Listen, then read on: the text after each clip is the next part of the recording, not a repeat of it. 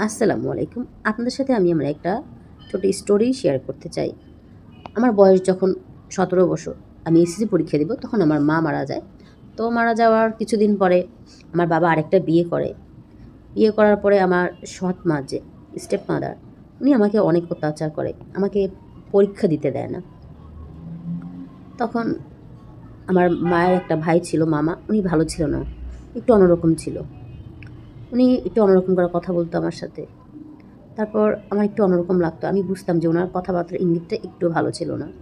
তখন আমার সেই সৎ মা আর সৎ মামা মিলে আমার একটা বিয়ে ঠিক করে। তো বিয়ে ঠিক করে আমি খুবই কান্নাকাটি করি যে আমি বিয়ে করব না, আমি পরীক্ষা দিব, আমি পড়াশোনা করতে চাই। আমি প্রচুর ভালো স্টুডেন্ট ছিলাম।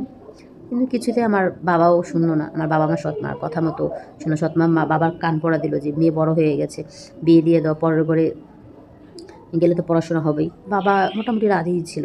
তখন আমার বিয়েটা দেয়। আমার ছেলেকে বা কোন জায়গার, ছেলে দেখতে কেমন, আমি তা কিছুই জানি না।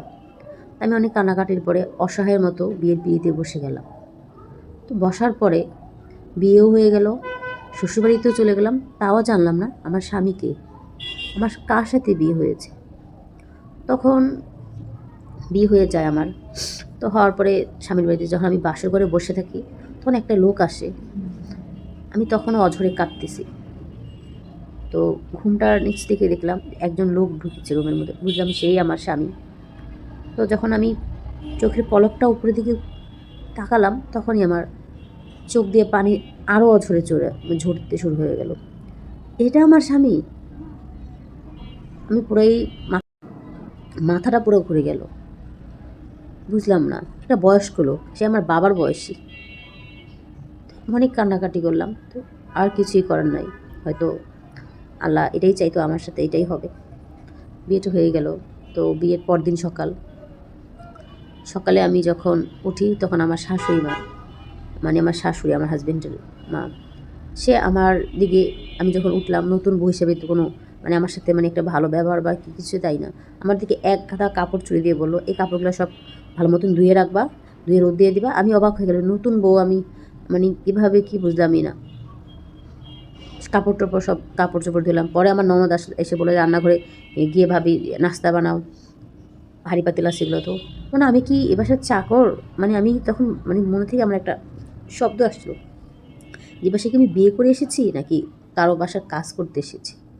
প্রথম দিন মানুষকে কীভাবে এই অর্ডারগুলো দেয়, আমার মাথায় কিছুই খেলতেছিল না। তারপর আমার বাবা আসে আমাকে দেখতে। তো বাবার দিকে তাকিয়ে বললাম, তোমার কাঁধে কি আমি এতই বোঝা হয়ে গিয়েছিলাম? এতই যদি বোঝা হয়ে যেতাম, তাহলে ছোটোবেলায় কেন বিষ খেয়ে মেরে ফেললেন আমাকে? বাবার দিকে কথাটা বলে আমি অঝরে কেঁদে দিলাম। বাবা বলল, কি মা, কী হয়েছে? বললাম যে, দুনিয়া থেকে আর কোনো ছেলে পাও নাই তুমি আমাকে বিয়ে দেওয়ার জন্য? এই ছেলেটাকে, এই বয়স্ক, আমার বাবার বয়সী, তোমার বয়সী একটা লোকের সাথে আমাকে বিয়ে দিয়েছো। তার মধ্যে আমার শাশুড়ি ননদ আমার উপর অনেক অত্যাচার করে। বাবা আমাকে বলল যে, মা একটু মানিয়ে নে, মেয়েদের জীবনটাই এমন। মানিয়ে নিলাম। তো কয়েক মাস গেল, বিয়ের 7 মাস হয়ে গেল এরকমই। আমার স্বামী রোজে আমার গায়ে হাত তোলে, কিছুতে 19 থেকে 20 বলে আমার গায়ে হাত তোলে। শাশুড়িও সেম, আমি বেশি বড় ছিলাম না, ছোট ছিলাম। শাশুড়ি আমাকে মারধর করে, আমার ননদও আমাকে অনেক গালি করে। তারপর আর কি করার, 7-8 মাস পরে জানতে পারলাম যে আমি প্রেগনেন্ট, আমার একটা বাবু হবে। যাই হোক, আমি বুঝতে পারি নাই। তো কয়েক মাস গেল, হঠাৎ করেই ডাক্তার, আমি মাথা ঘুরে পড়ে গেলাম। ডাক্তার বললো যে আমার বাচ্চা পেটে 3.5 মাসের। তো তখন আমিও একটু খুশি হলাম যে হয়তো আমার স্বামী এখন ভালো হয়ে যাবে, মারধর করবে না, আমার শাশুড়িদের অত্যাচার কমে যাবে। দেখি না, অত্যাচারটা দিন দিন বাড়তেই লাগলো। তো এরকম করতে করতে না, হঠাৎ করে একদিন আমার শাশুড়ি আমাকে কাপড় ধোয়ার জন্য দিল, গোসলখানায় গিয়ে আমি পড়ে গেলাম। তারপর আমার বাচ্চাটা নষ্ট হয়ে যায়, আমি অনেক কান্না করি। আমার স্বামী না বুঝে স্বামীকে বললাম, দেখো আমাকে এরকম তোমার মা কাপড় ধুতে দিচ্ছে, এরকম পড়েছে। স্বামী তখন এই অসুস্থ শরীরের মধ্যে আমাকে অনেক মারধর করলো। এবং নিজে নিজে ডিসাইড করলাম যে এখন আমাকে কিছু করতে হবে আমার জন্য, সারা জীবনে অত্যাচার আমার সহ্য করতে হবে। তারপর আমি রাতে অনেক চিন্তা করে সকালে এক কাপড়ে বের হয়ে গেলাম বাসা থেকে।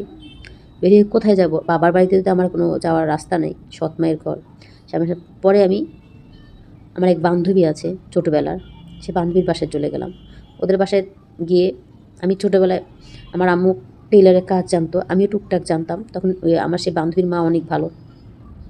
উনি বলে যে, মা তুমি আবারও কাজ শিখো, তুমি টেলারের কাজটা টুকটাক জানো, তুমি কাজ শিখো। তো ওই আন্টি আমাকে অনেক সাপোর্ট, আমি টেলারের কাজ শিখি, শিখে তারপর নিজে একটা কোনো মতো একটা টেলার মেশিন কিনে আমি ঘরে কাজ শুরু করে দিই। আলহামদুলিল্লাহ আস্তে আস্তে আমার দিনটা ফিরে যায়। আলহামদুলিল্লাহ আমার স্বামীকেও আমি ছেড়ে দেই। এখন আমি আলহামদুলিল্লাহ ভালো আছি। আমি আপনাদের উদ্দেশ্যে বলছি আপুদের, আপনারা অত্যাচার সহ্য করবেন না। আমরা এই যে মানিয়ে নিও মা বাবা বলে, এটা কিন্তু ভুল। যারা মানিয়ে নেওয়া সারা জীবন মানিয়ে নিতে হবে, সেটা একসময় এই গল্পটা কিন্তু আমার না, আমার এক ফলোয়ার আপু। তো আপু আমাকে বলতে বলেছিল আমার পেজে, তো আমি তাই গল্পটা শেয়ার করলাম। আপুটার জন্য আমার অনেক মায়া লেগেছে, অনেক আপুটার কথা শুনে আমার নিজে চোখ দিয়ে পানি চলে আসছে গল্পটা বলতে গিয়ে। আর ওনার সাথে এই ঘটনাগুলো ঘটছে, তো ওনার কেমন লাগছে আল্লাহ হেদায়েত দান করুক সবাইকে। আর শাশুড়ি মাদের বলছি, অন্য মায়ের মেয়ের সাথে যে আপনারা এই অত্যাচারগুলো করেন, সেটা যদি আপনার মেয়ে হতো, এই জিনিসটা চিন্তা করে শাশুড়িদের বলছি যে আপনারা ভালোবাসা দিবেন। পরের মেয়েরা দেখবেন মার চেয়ে কোনো অংশ আপনাদের কম দেখবেন না। তো অবশ্যই যদি আমার এই গল্পটা ভালো লাগে তাহলে শেয়ার করে পাশে থাকবেন। আল্লাহ হাফেজ।